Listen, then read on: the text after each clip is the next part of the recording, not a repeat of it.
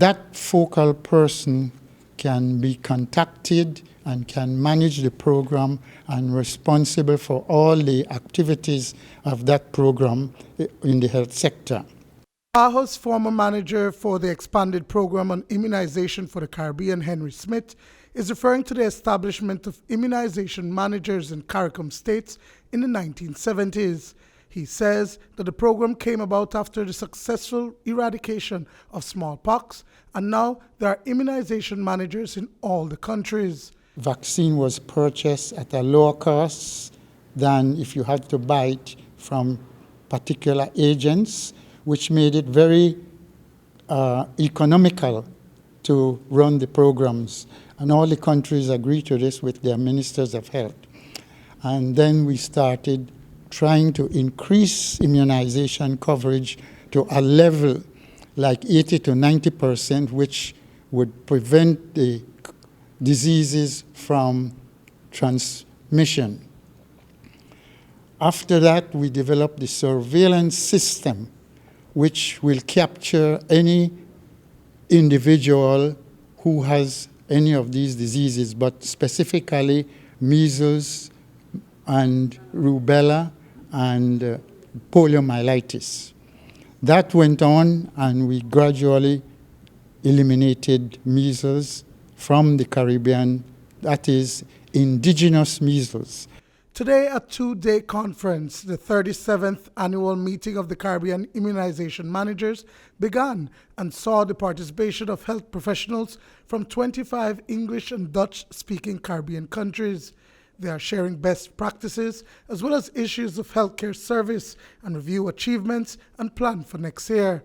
So where does Belize stand in providing immunization coverage?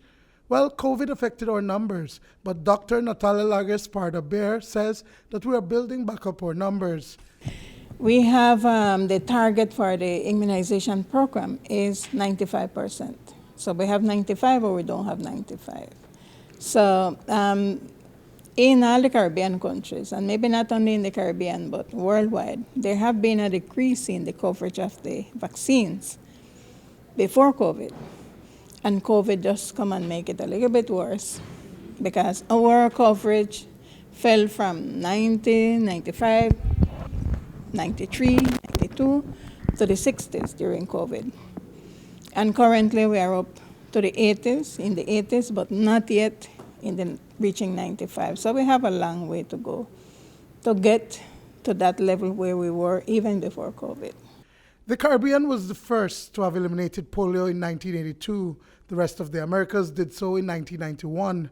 And for measles, the Caribbean eliminated the disease in 1991, and in 2015, the Americas were certified as measles-free. There are currently some countries in Latin America and South America that are experiencing an increase in measles cases and have lost their certification, but not the Caribbean. PAHO WHO representative in Belize, Dr. Karen Lewis-Bell, says that the rest of the world looks at the Caribbean as leaders in immunization. Through the support of CARICOM, these countries have always worked together in a very collaborative way to ensure that they advance immunization program and that they were very deliberate and decisive in moving towards the elimination of diseases, those that are vaccine preventable. And so certainly the Caribbean led the way in the entire world in the elimination of diseases. Vaccination is very important because a lot of these diseases can cause significant illness and death. Many of the younger parents now have never seen a case of measles or a case of polio or a case of congenital rubella syndrome, and so we take it for granted.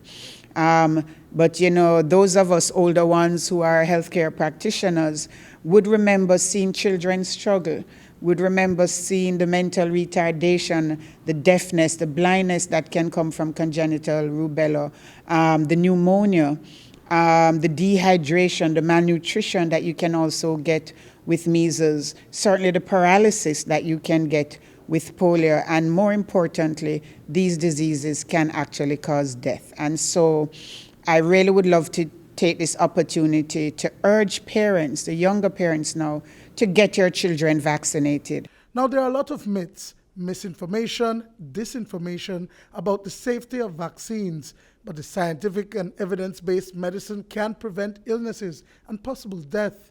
In Belize, the Ministry of Health and Wellness has been doing mobile clinics and going to communities to provide these services.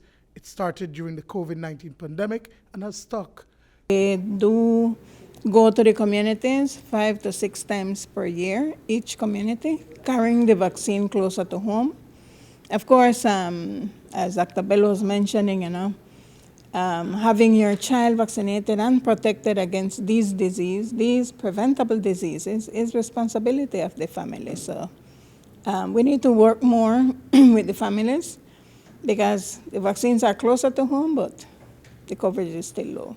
Duane Moody for News 5.